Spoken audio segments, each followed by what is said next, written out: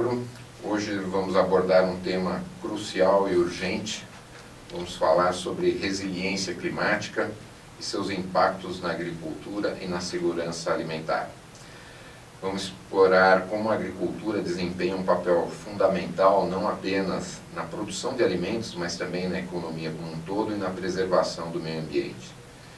Para isso, hoje, contamos com a presença da doutora Carolina Bueno, que é pós-doutoranda aqui pelo INPE, mestre e doutora em Economia pelo Instituto de Economia da Unicamp e membro da Sociedade Internacional de Economia Ecológica. Bem-vinda, Carolina. Obrigada, Bliska. É um prazer estar aqui com vocês nesse podcast. É o primeiro podcast que eu faço e para debater, né, trazer aqui um pouquinho de um tema tão urgente da nossa sociedade. Ok, vamos ver se não vai ser o único. A gente provavelmente te chama para outros temas também. Tá, obrigada. Mas vamos lá. Uhum. Explica para a gente o que é emergência climática e como ela está afetando a agricultura. Emergência climática é um conceito muito novo, foi trazido em 2021 e pelo relatório do IPCC, o sexto relatório, e ele corresponde a um dos maiores desafios dos nossos tempos, Bliska, que é o quê? Como que nós, enquanto sociedade, lidamos com os choques que a mudança climática está já trazendo e vai trazer no futuro. A adaptação climática, ela é um pouco diferente, porque tem a ver com os processos pensados já no futuro, né?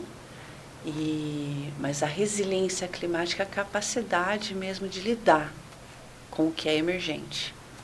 Porque a gente pode prever o que pode acontecer, mas a gente não sabe qual a intensidade. Então a emergência climática está ligada a esse conceito, né? E como que ela está afetando a agricultura, né? A mudança climática, ela está relacionada a várias coisas que a gente pode trazer para debater a mudança climática. Mas uma delas que a caracteriza, pensando nos aspectos do clima, é a variabilidade dos eventos extremos. Você não tem mais um regime regular de chuvas, das estações, da temperatura. Então, a agricultura, ela já está e vai ser diretamente afetada por essa variabilidade e diante dessa emergência, né?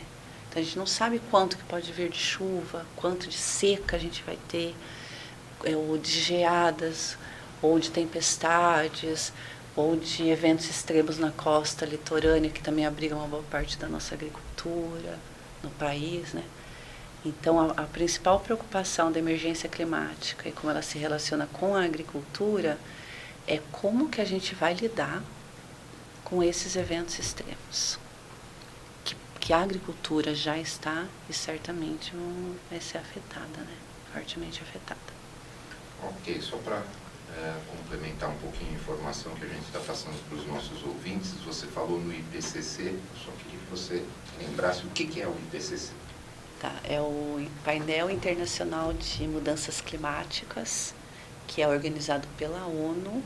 Ele está disponível na internet e ele é um compilado, junta cientistas em todo o mundo para fazer pesquisas, para poder não só trazer políticas, mas trazer um diagnóstico de como que está essa questão do clima. Então, está ligada à agência da ONU e ela organiza as informações para que a gente consiga interpretar, né, e compreender como que está a questão climática no mundo, nos países. Obrigado. Bom, vamos em frente aqui então falando sobre agricultura. Eu queria que agora você explicasse um pouquinho qual que é o papel da agricultura na soberania nacional e na economia brasileira. Eu acho que o ponto central que a gente pode trazer do papel da agricultura na soberania nacional é que para um país ter soberania, garantir ali segurança para a sua população é ele produzir alimentos, Blisca. Não tem como um país ser soberano se ele não produz os alimentos que a sua população come. Principalmente porque a dependência de outros países em cenários extremos, como a gente está vivendo no mundo hoje, guerras, as crises climáticas, é o que vai garantir que os países tenham a capacidade de se abastecer diante desses eventos extremos e não se tornarem vulneráveis, né? Então, o papel da agricultura na soberania nacional é promover com que um país tenha alimentos, não fique dependentes, né? Então, colocar a questão de um país diante de qualquer problema, ele ter a capacidade de produzir alimentos para alimentar a sua população. Agora, o Brasil está numa posição confortável para ter essa segurança. Como é que é a situação dos outros países que não têm as condições de produção agrícola? Nós temos água, nós temos solo, nós temos gente. Como é que ficam os outros? Os outros estão permanentemente vulneráveis, permanentemente em insegurança alimentar. Em termos econômicos, Blisca, se um país não produz alimentos, ele é vulnerável, porque ele vai depender de negociações de preços internacionais para conseguir se abastecer. Um exemplo foi a Grécia. Se lembra que há alguns anos atrás ela declarou moratória? A Grécia é um país que não produz alimentos. Ela precisa de outros países fornecendo os alimentos para ela. Aquilo deixou a Grécia absolutamente vulnerável, porque como retaliação, os outros países cortaram o abastecimento para a Grécia. Então, em termos econômicos, não produzir alimentos não está conectado com soberania. Soberania é você produzir alimentos capazes de qualquer situação você abastecer a sua população, como aconteceu com a Covid. A Covid mostrou isso. Não só os países que não produziam, estados que não produziam alimentos se tornaram muito vulneráveis e ficam suscetíveis a variações de preços. Então, é nesse sentido que, em termos de economia, o papel da agricultura é fundamental.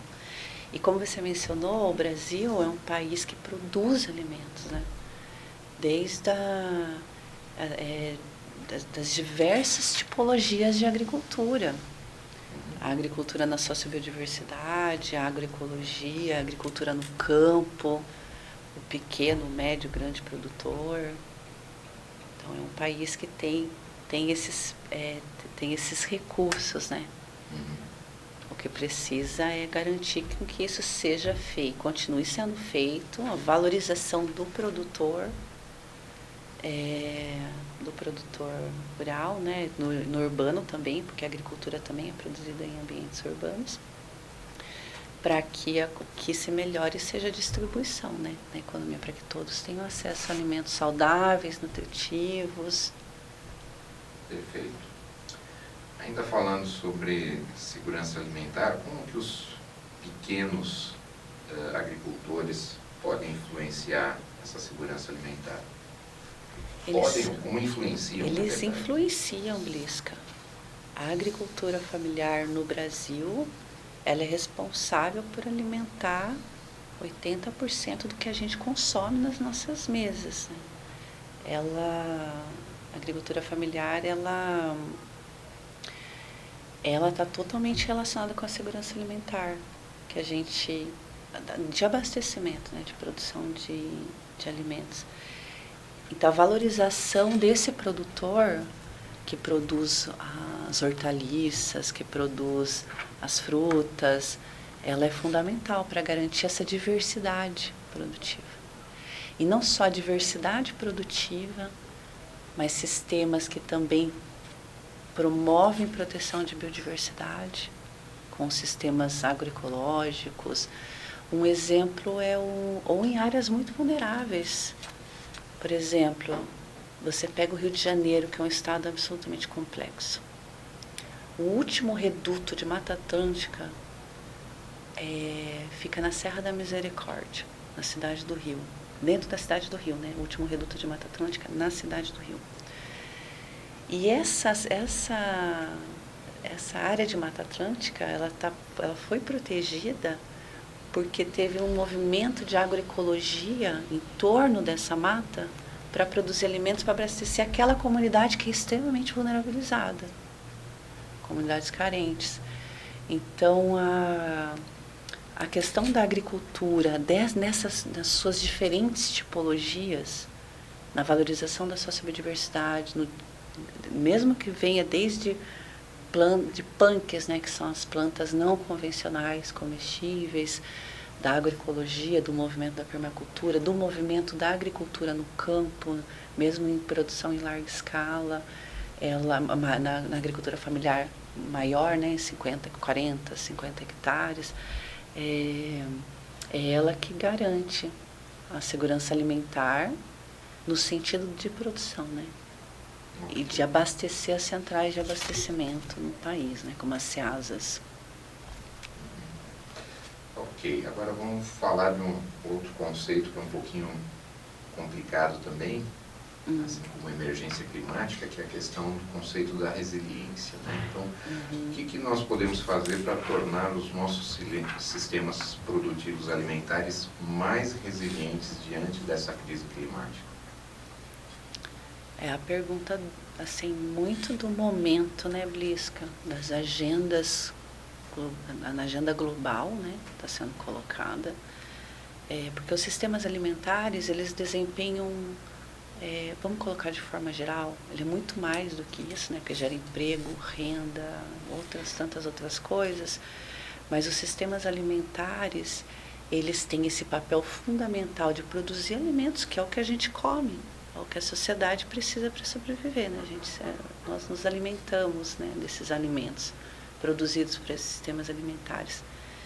Mas também da capacidade que esses sistemas têm de produzir resiliência, não só em termos de produção, de conseguir continuar produzindo alimentos, mesmo diante de emergências climáticas extremas, mas também de promover a proteção ou estimular com que a gente promova espaços de resiliência. Por exemplo, áreas degradadas, elas podem ser aproveitadas por esses sistemas alimentares para tornar um espaço mais resiliente, considerando inclusive o microclima. Porque já tem comprovações científicas que mostram que áreas verdes, elas regulam o microclima. O papel da resiliência nos sistemas alimentares, ele vai passar por várias questões. Políticas, tecnológicas, da indústria. Mas principalmente, não só de políticas, né, que garantam também a segurança desses produtores em tempos difíceis, mas de tecnologias que também possam ajudar a reduzir esses impactos. Então, por exemplo, sistemas de proteção de cultivos serão essenciais. Como é que você linka isso aqui? A pegada para falar de plasticultura, do uso de cultivo protegido, de repente? Exatamente, A gente sabe que o momento é muito desafiador quando a gente está falando de plástico, né, Blisca? Porque o plástico, ele tem aquela dupla visão, né? Tipo, o vilão que está sendo colocado, que é uma coisa que a gente precisa sempre debater as coisas, né? Que é de fato um problema, que é o descarte do plástico. O plástico vai parar no oceano, a gente tem toneladas de plástico sem destino, né? Mas a gente tem um plástico também, que é o plástico que vai ser fundamental em tempos de emergência climática, que vai com certeza ser fundamental, porque essa semana está marcado para acontecer o maior calor que no estado de São Paulo e alguns estados na história do nosso país, com os termômetros registrando 43, 45 graus. inclusive na cidade de São Paulo. Se a gente não tem sistemas, por exemplo, de cultivo protegido, o impacto desse calor, né, nesses alimentos, a gente não tem ainda como calcular, porque a emergência é isso. Você sabe que ela pode vir, mas você não sabe ainda como que ela virá ou como que aquilo vai afetar. Então, você vai criando resiliências para lidar com esses choques, né?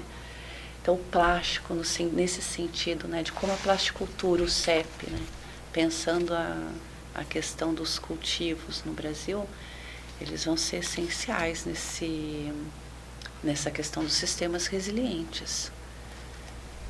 Porque as hortaliças, por exemplo, são extremamente sensíveis, né, ao calor extremo. Sem dúvida. Bom, você estava falando em proteção de cultivo, né? A gente até estende esse conceito para ambiente controlado. Que, no caso, aí, as diversas tecnologias agrícolas podem contribuir nessa questão do calor extremo que a gente deve enfrentar ainda essa semana.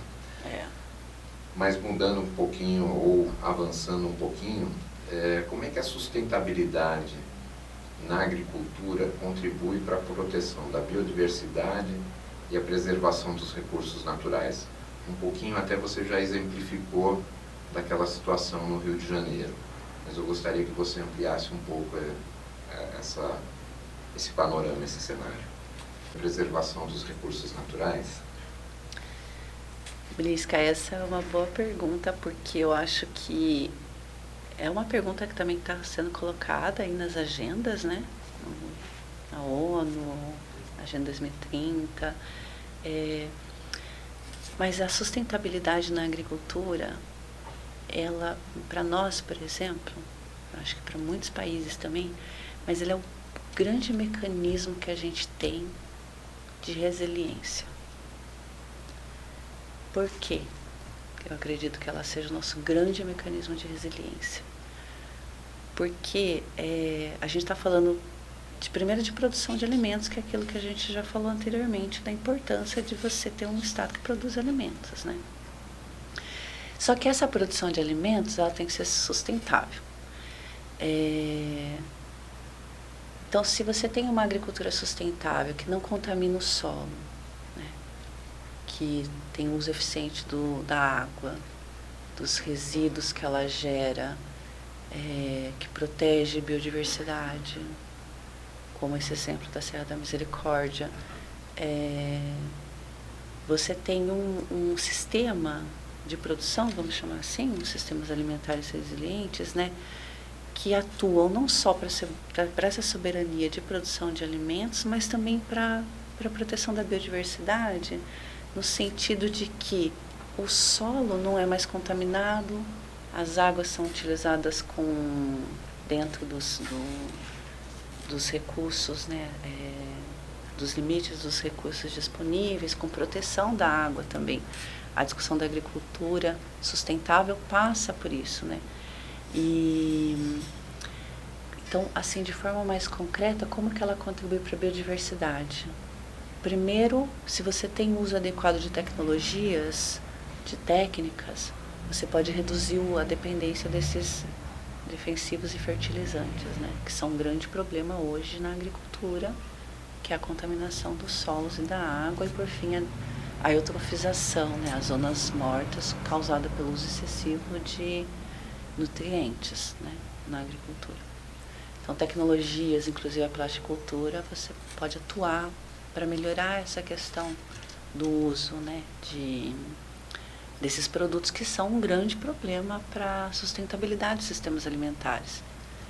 Eles, em grande medida, não são sustentáveis por conta desses produtos, né, Brisca? Então, ela contribui nesse sentido de preservação dos recursos, né, se ela é sustentável. Na outra ponta que eu ia falar, né, da biodiversidade, é porque a agricultura,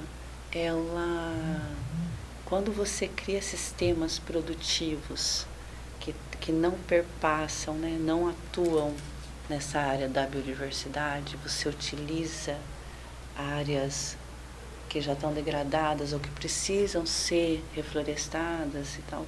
A agricultura também é utilizada nesses espaços, que é o que eles chamam de sistemas agroflorestais, né? Com produção de alimentos, que é, inclusive, uma agricultura extremamente valorizada nos países desenvolvidos, porque a gente sabe que o uso de defensivos está muito relacionado com vários problemas, não só da natureza, mas da saúde humana também, né?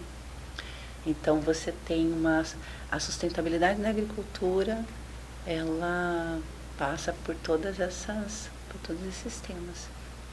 Muito bom. Ok, chegamos então ao fim de mais um episódio aqui do nosso podcast Plástico é Agro. Esperamos que os ouvintes tenham adquirido uma compreensão mais profunda de como a agricultura e a segurança alimentar estão interligados com a resiliência climática e todos os fenômenos que estamos passando, estamos vivendo, né? E lembrem-se de que todos nós desempenhamos um papel na proteção do nosso planeta. São pequenas ações que a gente tem que fazer no dia a dia para contribuir com a construção de um futuro mais seguro e mais sustentável. Então, eu queria agradecer a sua participação, a sua presença e me despedir aqui. Se quiser deixar mais alguma mensagem, alguma palavra, fique à vontade, Carol. Obrigada, Bliska. Somente mencionar que como esses debates, né, trazer essas questões que estão aí sendo colocadas como urgentes, são importantes em iniciativas como essa, podcast do NIP, para os alunos da universidade, para a sociedade em geral. Então, parabenizar vocês por essa iniciativa. E a sua última fala é muito importante, Bliska, que é isso, nós enquanto sociedade, né? Como que a gente olha para esses problemas que a gente está enfrentando, como que a gente, enquanto cidadão, enquanto pesquisador, professor, ou como a gente pensa, né? Pode influenciar para a gente tornar um mundo mais resiliente e ambientalmente sustentável, economicamente e socialmente justo, né? Então é isso. Obrigada. Obrigado, Luiz.